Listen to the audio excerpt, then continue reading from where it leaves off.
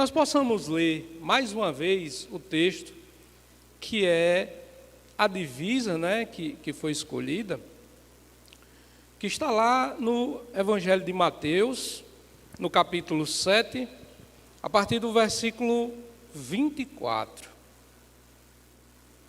Mateus, no capítulo 7, a partir do versículo 24.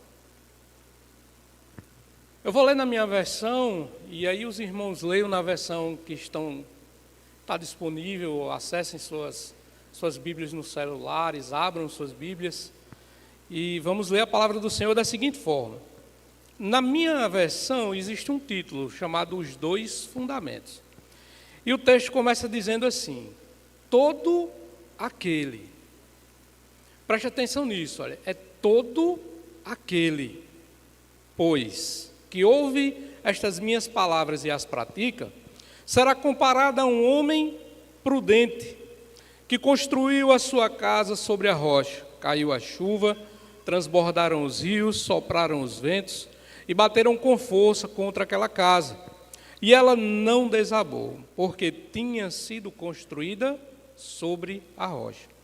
E todo aquele que ouve estas minhas palavras e não as pratica, será comparada a um homem insensato, que construiu a sua casa sobre a areia, caiu a chuva, transbordaram os rios, sopraram os ventos e bateram com força contra aquela casa.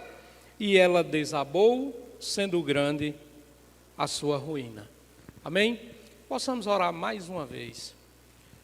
Amado Deus, grandioso Pai, estamos aqui, Senhor, diante de Ti, para que possamos escutar, ó Deus, o que o Senhor tem para nós, para o coração de cada um. Que eu possa tão somente me esconder atrás de Tua cruz, ó Deus, para que o Senhor seja louvado e glorificado esta noite. Não me faça, ó Deus, impedir a Tua mensagem.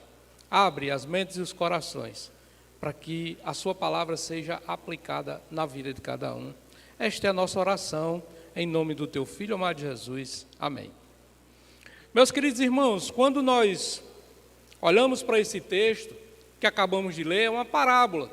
Jesus, lá no capítulo 5 de Mateus, ele começa o Sermão do Monte.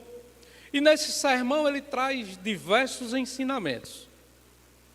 Jesus vem discorrendo esses ensinamentos e quando ele chega aqui no capítulo 7, ele está concluindo uma série de ensinos para aqueles irmãos, para aqueles discípulos que estavam ali aos seus pés. Eles estavam no monte e Jesus era organizado. Jesus não saía simplesmente por aí falando qualquer coisa. Quando ele estava em um lugar que ia ensinar seus discípulos, ele procurava lugares favoráveis. Quando ele estava na praia, geralmente usava um barco para falar, para que a voz reverberasse naquelas falésias. Aqui ele está no monte e os discípulos estão ali, estão escutando.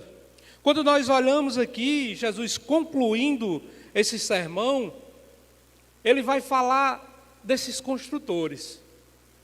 No capítulo 7, ele faz uma série de parábolas, de pequenas metáforas, para resumir, e assim como ele sempre faz com as parábolas, para nos ensinar de uma forma mais didática o que ele quer nos dizer.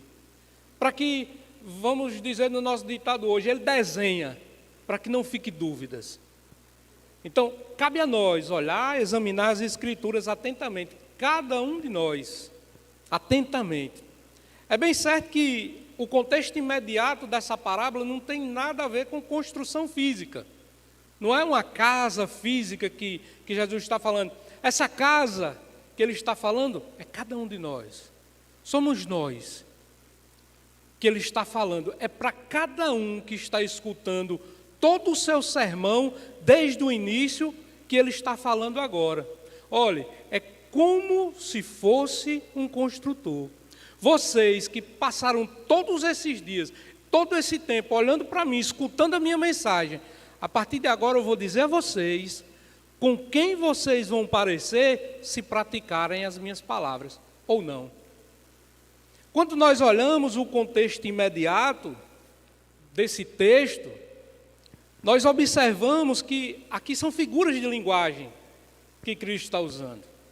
É bem certo que se nós pegarmos para a nossa vida mesmo e for olhar uma construção, a gente sabe que se não construir uma casa, uma igreja, um templo desse, com alicerces firmes, bem fundamentados, ele vai no mínimo rachar, quando não cair.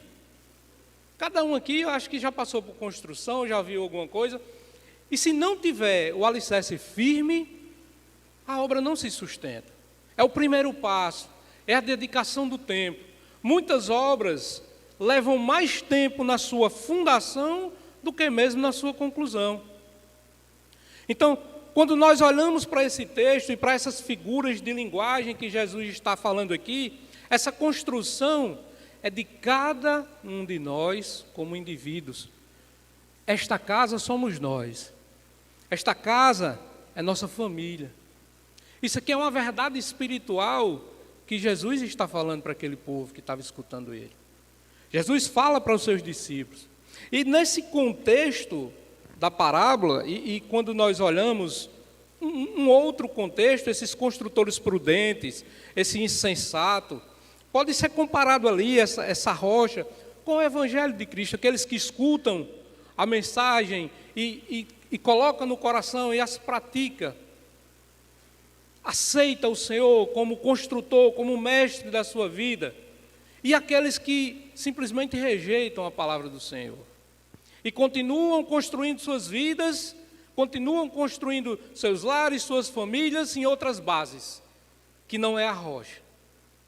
Mas nesse contexto que nós vamos ler, e que nós lemos e que nós vamos ver aqui, a interpretação dessa parábola, realmente ela nos leva muito além da salvação.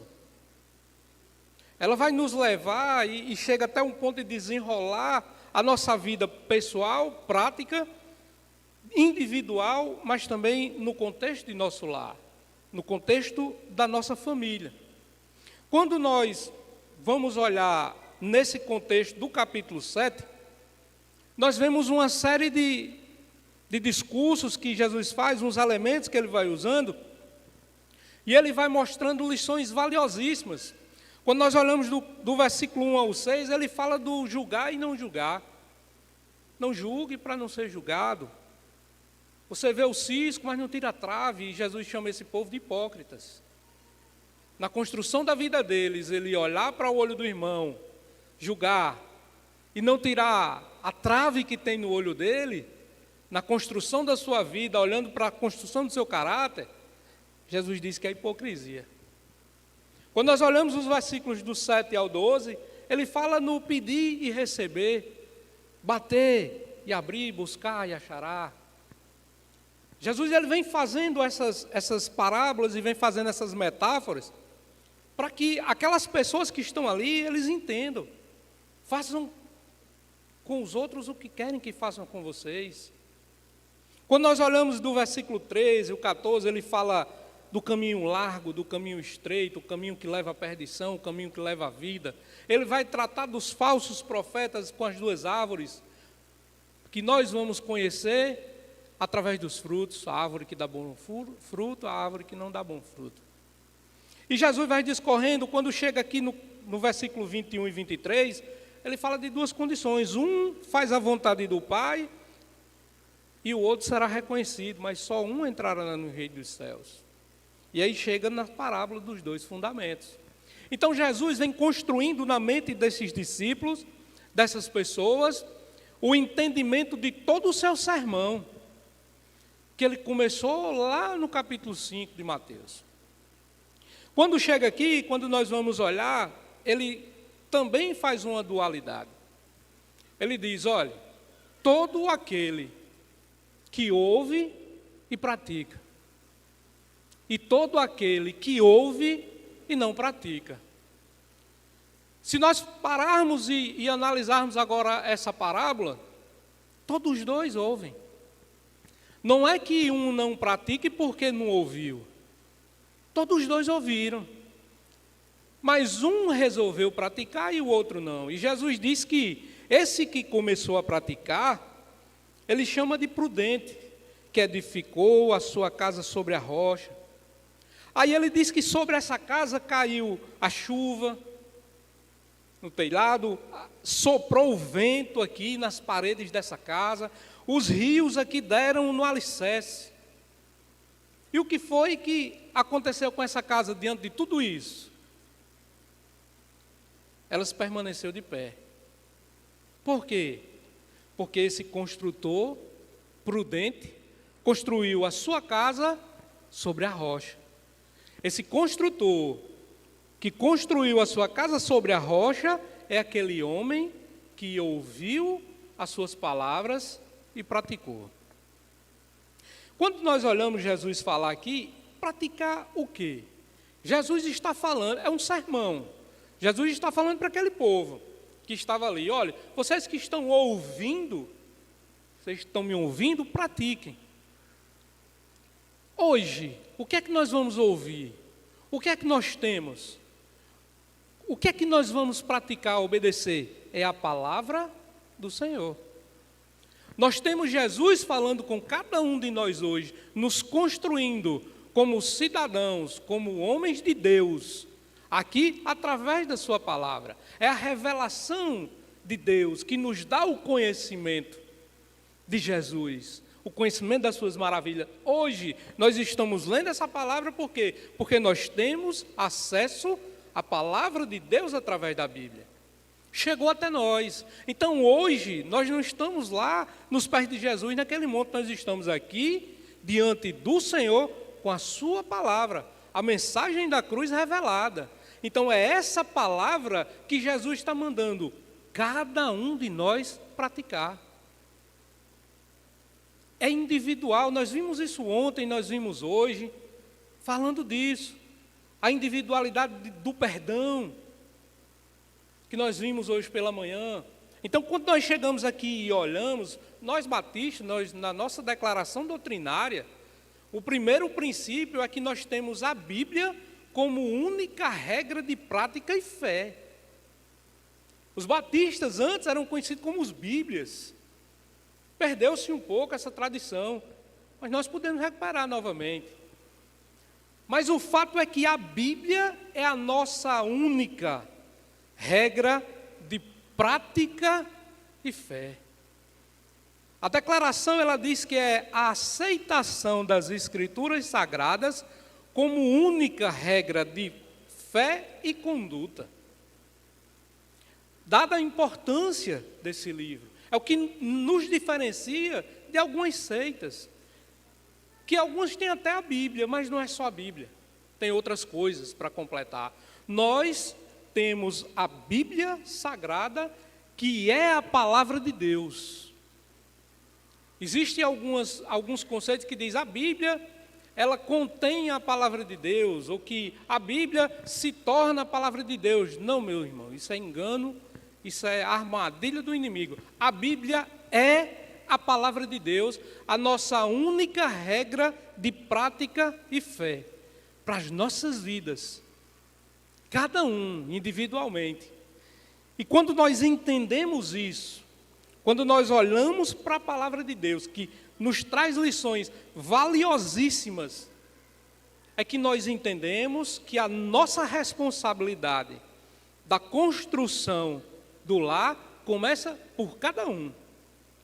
É o homem e a mulher, juntamente com os filhos. Cada um tem a sua responsabilidade para, de forma prudente, como esse construtor construiu o seu lar sobre a rocha. Muitas vezes, quando nós olhamos e lemos a Bíblia, e a palavra diz aqui que, resumidamente, não basta só ouvir, mas seguir os seus ensinamentos, defendendo a nossa fé, que é a Bíblia que nos dá, e de forma fundamentada nesses princípios, para que a nossa conduta seja balizada por ela, para praticarmos de acordo com os ensinamentos de Deus. Quando nós olhamos a primeira carta de Pedro, no capítulo 3, versículo 15, ele diz assim, olha, pelo contrário, santifiquem a Cristo como Senhor no seu coração, estando sempre preparados para responder a todo aquele que pedir a razão da esperança que vocês têm. Nós devemos estar preparados com a palavra de Deus para todo aquele que nos perguntar: ei, qual é o motivo da tua fé? Por que que tua família é tão abençoada? Por que que você é tão feliz? Por que que diante das lutas, quando a tempestade chega, quando os rios batem no alicerce da sua casa, por que que você não se desespera, meu irmão? Porque você tem a certeza que a sua casa, o seu lar está construído na rocha da salvação. Você sabe que o seu lar, a partir de você, de cada um que habita nele, tem essa segurança. Quando nós olhamos João escrevendo o Apocalipse, lá no capítulo 1, versículo 3, ele diz assim, olha: bem-aventurado aquele que lê, e bem-aventurado aqueles que ouvem as palavras da profecia e guardam as coisas nela escritas, pois o tempo está próximo. João vai dizer aqui que aquele que lê, aquele que ouve a palavra e que guarda é bem-aventurado. Essa bem-aventurança é uma alegria, é um estado de felicidade especial. É um estado de felicidade, não esse estado de felicidade que nós vemos hoje, que o mundo aplica, mas é um estado de felicidade especial porque só quem nos dá é o relacionamento com Deus, e através da sua palavra. E João está dizendo aqui que aquele que lê, aquele que ouve e aquele que guarda, no sentido de guardar e aplicar, é bem-aventurado.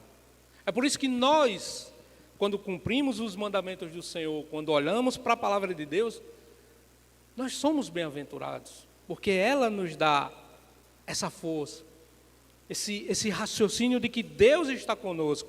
Quando nós olhamos diretamente, por exemplo, para o Velho Testamento, e eu acho isso uma coisa fantástica, lembre-se, eu estou falando da construção do nosso lar a partir de cada um.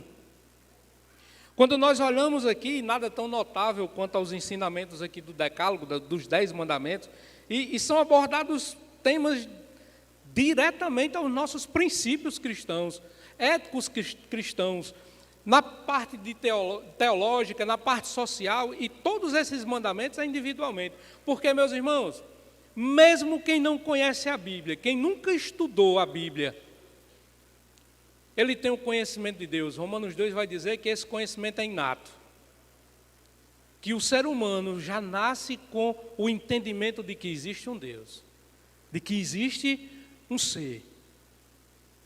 Quando nós olhamos aqui para esses 10 mandamentos que nós temos, resumidamente falando, até aquelas pessoas que nunca leram a Bíblia sabem que matar é ruim. Ah, não é pecado, não é não, mas é errado. Nós que entendemos que é um mandamento do Senhor, nós sabemos que é um pecado gravíssimo. Quando nós olhamos, meus irmãos, e aí, por exemplo, aqui o mandamento 5, honra teu pai e tua mãe, nós vemos Paulo falando disso. Nós olhamos aqui, não adulterás. Nós olhamos aqui, não furtará, não dirás falso testemunho. Nós falamos isso um pouco hoje de manhã na EBD, né? O falso testemunho, aquela mentirazinha, aquela fofocazinha. Ah, eu conto um conto, mas não aumento um ponto, eu não, né? Ah, eu sou verdadeiro, eu digo logo. Né? Tem essas arminhas, esses disfarces que a gente usa. Falso testemunho. É falar do irmão. Quando nós olhamos o 10, não cobiçarás a casa do teu próximo, não cobiçarás a mulher do teu próximo. Isso são leis morais que balizam a nossa sociedade. Nós, como seres humanos, nós precisamos entender isso. É a partir daqui que cada um de nós, olhando para isso, a gente começa a construir a nossa lar, construir a nossa casa. São as Escrituras que nos dão esse entendimento. Seguirmos edificando a nossa vida e a nossa casa com esses ensinamentos, traz para nós riquezas, maravilhas da parte do Senhor. Às vezes nós olhamos para o Velho Testamento e aí a gente diz assim: isso é muito difícil, cumprir isso aí. né? Por exemplo, o adultério. Não, isso é muito difícil. E aí a gente vai olhar, por exemplo, Gênesis 2, 24 vai dizer assim: por isso o homem deixará pai e mãe, se unirá à sua mulher, tornando-se os dois uma só carne. É o padrão de Deus para a família. O homem vai deixar o pai e a mãe, a família nuclear vai se juntar à sua mulher, e serão os dois uma só carne. Formarão outra família nuclear, e por aí vai. O padrão de Deus é esse. Quando nós olhamos Jesus falando também em Mateus 19, e quando chegam para Jesus e questionam ele sobre o divórcio, Jesus vai dizer assim, olha, Jesus respondeu: vocês não leram que o Criador, desde o princípio, os fez homem e mulher? E que disse: por isso o homem deixará seu pai e sua mãe, e se unirá à sua mulher, tornando-se os dois uma só carne, e de modo que já não são mais dois, porém uma só carne. Portanto, ninguém separe o que Deus juntou. Quando nós olhamos Gênesis 2, 24, Deus falando através de Moisés, nos diz que o casamento é uma aliança. O homem vai deixar o pai e a mãe e se unir à sua esposa. Vai ser uma aliança. Aí Jesus chega aqui no Novo Testamento e dá um aperto maior. Jesus vai dizer que é uma aliança, mas é inquebrável, porque o que Deus uniu, não separe o homem. Então a Bíblia, desde o Velho Testamento até o Novo Testamento, nos ensina de forma prática o que nós devemos fazer na nossa casa, na nossa família. Quando nós olhamos para o padrão de Deus, de o homem deixar o pai e a mãe, nós vemos no Novo Testamento, no Velho Testamento, por exemplo, aqui o Salmo 127, atribuído a Salomão, ele já foi lido hoje aqui, ele começa dizendo: se o Senhor não edificar a casa, em vão trabalham os que edificam. E vai discorrendo todo o Salmo, falando que os filhos são a herança do Senhor, feliz é o homem, é o fruto do ventre, o galardão da mulher. Os ensinamentos são práticos, e hoje nós vemos pessoas, e eu até comentei com alguém, eu não lembro quem foi, que eu vi uma pessoa dizendo: minha bisavó teve 10 filhos, minha avó teve 5, minha mãe teve 2, eu só tenho um e meu filho não tem filho, tem um cachorro e ainda é castrado. Onde é que vai? Parou. E onde é que está? Povoai toda a terra, crescei, multiplicai, subjugai. Quando nós paramos de praticar a palavra de Deus, quando nós não ouvimos e praticando, a tendência da sociedade é ruir. Nós fomos criados por Deus, primeiramente, para a sua glória. Mas Deus também nos criou para sermos criaturas sociáveis. Deus fez todas as coisas e tudo era bom. E Deus olha para o homem e diz o quê? Não é bom que o homem esteja só. E aí Deus faz uma auxiliadora, uma companheira, dá de presente ao homem e diz: crescei, multiplicai, subjugai toda a terra, sejam férteis.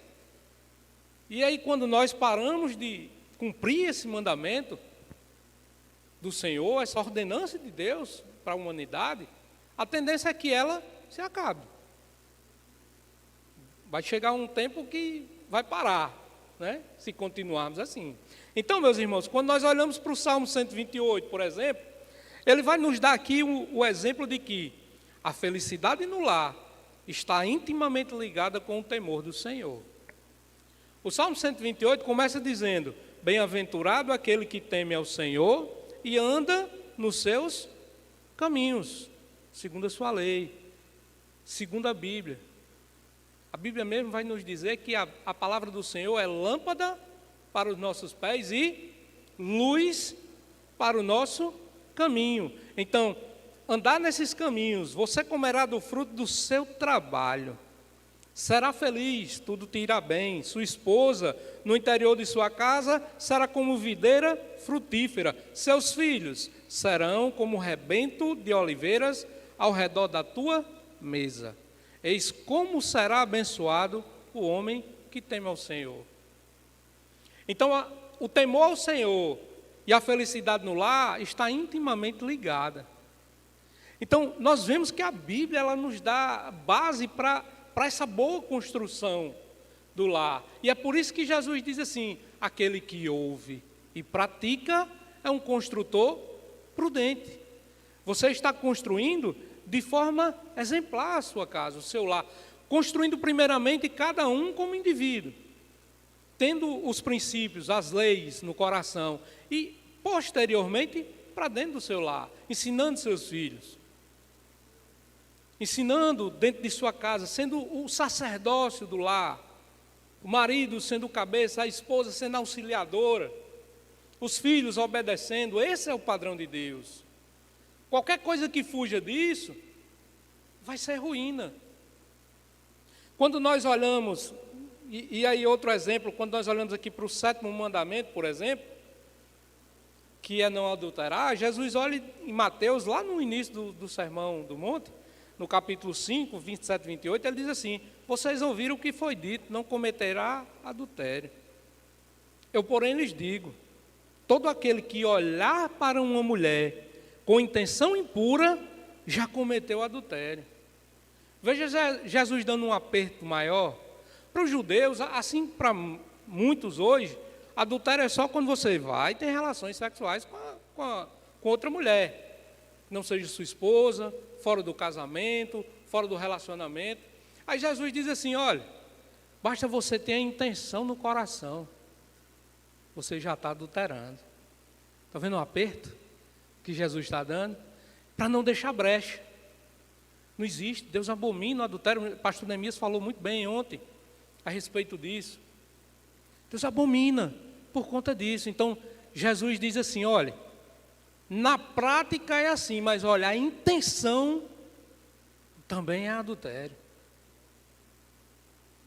Quando nós olhamos, meus irmãos, para esse construtor prudente e tomamos como base a Bíblia também, Paulo, apesar de ter escolhido viver solteiro por conta do ministério, Paulo nos traz lições valiosíssimas sobre a formação do lar. Efésios 5, ele começa a falar exatamente sobre o lar cristão, marido e mulher. Em Efésios 6, ele continua falando dos filhos. Quando chega aqui em Colossenses, e aí eu peço aos irmãos que abram suas Bíblias, por favor. Colossenses, no capítulo 3. Nós vamos ler a partir do versículo 18.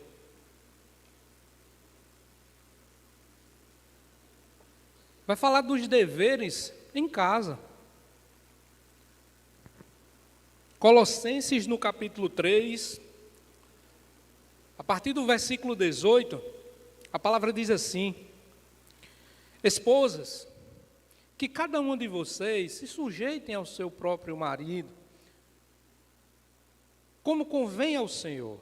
Maridos, que cada um de vocês ame a sua esposa, e não a trate com amargura. Filhos, em tudo obedeçam aos seus pais, pois fazer isso é agradável diante do Senhor.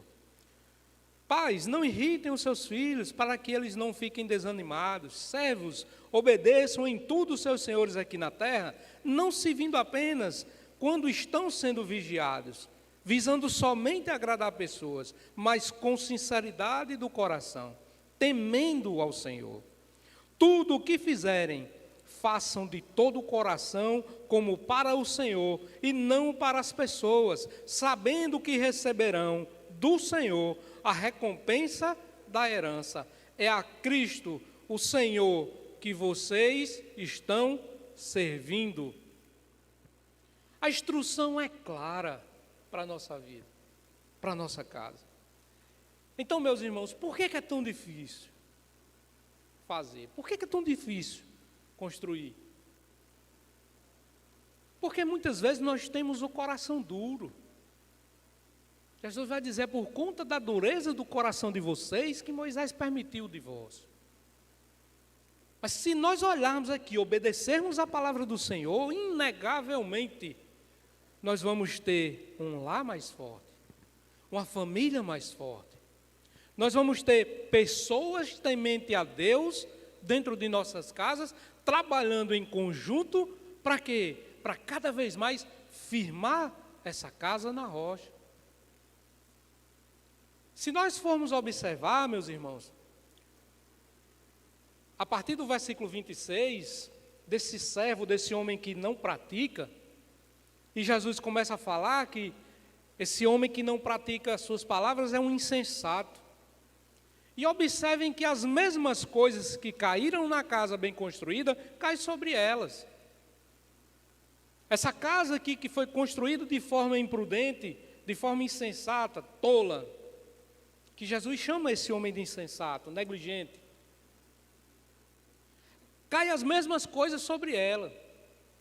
E o que é que diferencia ela da primeira casa? Ela caiu. Por quê? Porque não foi firmada na rocha. E a pergunta é: em que base nós temos construído o nosso lar? Em que base nós temos dado sustentação à nossa família? Muitas vezes nós colocamos todo o nosso trabalho, o nosso esforço. Quando nós vamos olhar essa mesma parábola lá em Lucas, no capítulo 6, ele começa dizendo que o Senhor diz assim: por que me chama de Senhor, Senhor, e não faz o que eu mando? Muitas vezes nós até chamamos, Senhor, Senhor, sabemos que Cristo é o Senhor, queremos o Senhor como nosso Salvador, mas não obedecemos Ele como Senhor das nossas vidas. Queremos estar salvos, tranquilo, a salvação é boa para nós. Mas e Cristo como Senhor? O que nos orienta, o que nos dá força, sabedoria, o que nos dá firmeza do nosso lar, o alicerce da nossa família. Muitas vezes, como insensato, nós construímos a base do nosso lar através do dinheiro. Muitas pessoas são tão pobres que só têm o dinheiro. Algumas pessoas não têm lar, têm apenas uma casa. Algumas pessoas não têm famílias, têm apenas parentes que moram juntos. Por quê? Porque não é construído na rocha. Quando nós olhamos, muitas vezes nós dedicamos tanto tempo da construção do nosso lar em planejar viagens, estudos, nada de errado com isso. O problema é quando isso é a base. Esse é o problema. Quando o que sustenta a sua família é apenas a condição financeira, e no dia que faltar a provisão, vai ruir. Mas quando a base é o amor, a dedicação mútua, um para com o outro, maridos, esposas. Marido, amai vossas esposas, assim como Cristo amou a igreja e se sacrifica pela igreja. O marido deve sacrificar-se pela esposa. Esposas, sejam auxiliadoras, prudentes. A mulher prudente lá de Provérbios 31. A mulher virtuosa. A palavra vai dizer também que a tola destrói a sua própria casa, com as próprias mãos. Não é assim? Então nós vemos o que Deus fala para nós, o que Deus fala para o coração de cada um, mas nós muitas vezes nos dedicamos a outras coisas e não à palavra do Senhor, para firmar na rocha, sermos firmes. E muitas vezes nós, como cristãos, nos moldamos a esse padrão de família do mundo. Muitas vezes, e esse é o perigo, porque o mundo, ele rejeita o padrão de família instituído por Deus. Além de rejeitar, ele combate. Firme. Nós vemos isso hoje. Nós vemos todo essa diminuição moral, essa depravação com o padrão do mundo. Nós vemos que o sexo antes do casamento é uma coisa normal demais. Esquecem que pode trazer prejuízos inegáveis. Abortos, feminicídios. Tudo isso pode vir de um simples momento de prazer, fora do casamento ou antes do casamento. Quando nós olhamos o divórcio banalizado, eu assisti certa vez uma entrevista de uma pessoa famosa aí, que separou poucos meses depois que casou e disse que separou porque o vestido não deu sorte. Olha onde ela colocou a base do casamento dela, num vestido. Não, separei porque o vestido não deu sorte, então o casamento não. Quando nós vamos olhar a depravação hoje, amantes é uma coisa glamorizada pelas novelas. Quem gosta de assistir novela aí, muitas vezes torce para o marido deixar a esposa para ficar com a amante, porque a amante é pobrezinha, precisa. Não é? É só o que tem, isso vai entrando. Subliminamente vai entrando na nossa mente e nós passamos então a usar e passarmos a praticar normose, achar que tudo é normal, quando não é. Adultério hoje é normalizado. Né? Existem casais que dizem que tem a relação aberta. Né? E é uma coisa absurda. Então esse é o padrão que o mundo vai colocando na nossa mente, a glamorização da prostituição, que muitas vezes leva pais de famílias a ruínas, porque trata com a questão da pornografia, que nós tratamos desse assunto aqui também. São tantos assuntos, né, pastor Neemias, que nós tratamos aqui, que vem só completar. Então, meus irmãos, para a gente concluir, o que nós devemos obedecer? Onde é que nós devemos firmar a nossa vida? É na rocha que é Cristo Jesus. 1 Coríntios, no capítulo 3, versículo 11, diz: porque ninguém pode lançar outro fundamento, além do que foi posto, o qual é Jesus Cristo. Jesus é a rocha, Jesus é o próprio Deus. É esse Jesus que nós devemos ouvir e praticar a sua palavra. A nossa maior necessidade não é de uma casa melhor, a nossa maior necessidade não é de ter bens, posses, não, a nossa maior necessidade é de termos a nossa casa alicerçada na base que é Jesus. Tendo a base de Jesus Cristo na nossa vida, sustentando o nosso lar, todas as outras coisas vão se sustentar também. Mas se nós não tivermos Jesus, todas as outras coisas vão ruir, vão cair, porque são construídas em terreno arenoso. É a base, Cristo, que nós devemos seguir, é Ele que nós devemos olhar. É sobre Ele que nós devemos depositar o nosso fundamento, a nossa vida, a nossa casa, o nosso lar, como cidadãos, como pessoas individualmente falando e depois juntos. Porque quem nos sustenta é Cristo. A nossa vida é regida por Ele. Se não for Cristo na nossa vida, qualquer crise, não precisa nem ser uma tempestade, basta uma neblina, nós nos separamos. Abandonamos nossos filhos, mas com Cristo não, seguindo a Jesus, olhando seus preceitos, e a palavra é fundamental na nossa vida como cristãos. Lá em Jeremias tem uma parábola que usa-se o oleiro, que o barro ali estava perdido a forma, e Deus diz assim: acaso eu não posso fazer que nem o oleiro fez? Ele refazer de novo? Ó casa de Israel.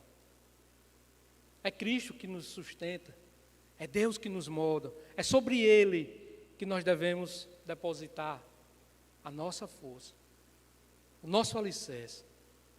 Jesus em Mateus 11, 28, 30, Ele diz assim: venham a mim, todos vocês que estão cansados, sobrecarregados, e eu vos aliviarei. Tomem sobre vocês o meu jugo e aprendam de mim, porque eu sou manso e humilde de coração, e vocês acharão descanso para a sua alma, porque o meu jugo é suave e o meu fardo é leve. O que nós temos feito, meus irmãos? Da nossa casa, com a nossa família. Quando nós olhamos para Hebreus, no capítulo 3, versículos 7 e 8,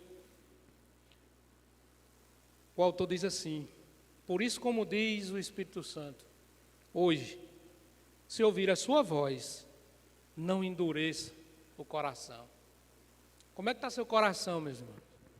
Como é que está a sua família? Em quem você tem depositado o alicerce da sua casa, o alicerce do seu lar? Que nós possamos pensar, que nós possamos praticar a palavra do Senhor de forma prudente, sem ser insensato. Que Deus possa transformar cada um de nós.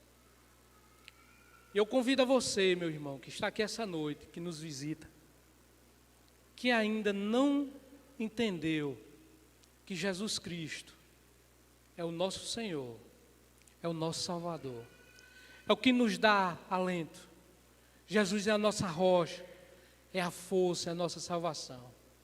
Eu convido a você a não endurecer o seu coração, dar um passo de fé, levantar uma de suas mãos, entregar a tua vida, teu caminho, tua casa nas mãos do Senhor, porque é Ele quem vai nos sustentar. Uma coisa é você passar pelas tempestades sem Cristo, porque nós teremos aflições. Jesus já diz: no mundo tereis aflições, mas tem de bom ânimo, porque eu venci o mundo. Uma coisa é passar com Cristo as adversidades, nós vamos ter força para isso. Eu convido a você, irmão, que nos visita, amigos que ainda não entregaram a vida ao Senhor, aproveite a oportunidade do hoje. O amanhã a gente não sabe.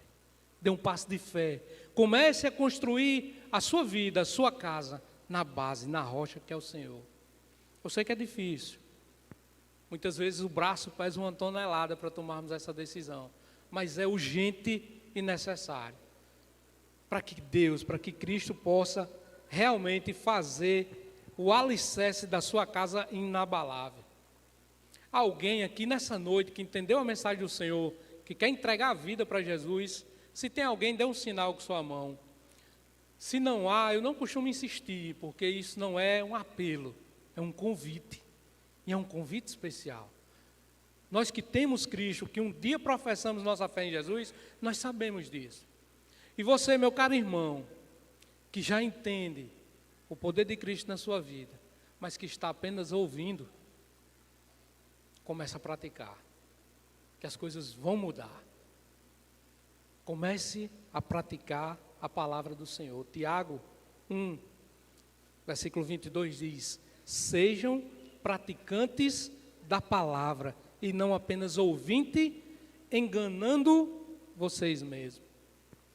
João, no capítulo 5, versículo 39, vai dizer: examinai as Escrituras, porque vós cuidais ter nela a vida eterna, e são elas que de mim testificam. Amém? Que nós possamos ficar de pé mais uma vez, vamos orar. Eu quero convidar aqui o pastor Neemias para fazer o encerramento do culto. E mais uma vez, agradecer à amada igreja, agradecer ao pastor Wellington, ao pastor Neemias, pela excelente recepção, a todos os irmãos da igreja, que Deus possa estar abençoando, estar tornando cada vez mais forte esse espírito de comunhão com cada um de nós. Amado Deus, grandioso Pai, obrigado, Senhor Jesus, pelo que o Senhor falou com cada um esta noite. Obrigado, ó Deus, por sempre ter nos ensinado. Que nós possamos, ó Pai, não sermos apenas ouvintes, mas praticantes, para que o nosso lar seja firme na rocha que é Jesus Cristo. Obrigado, Pai, mais uma vez, em nome do Teu Filho amado Jesus, que oramos e agradecemos. Amém.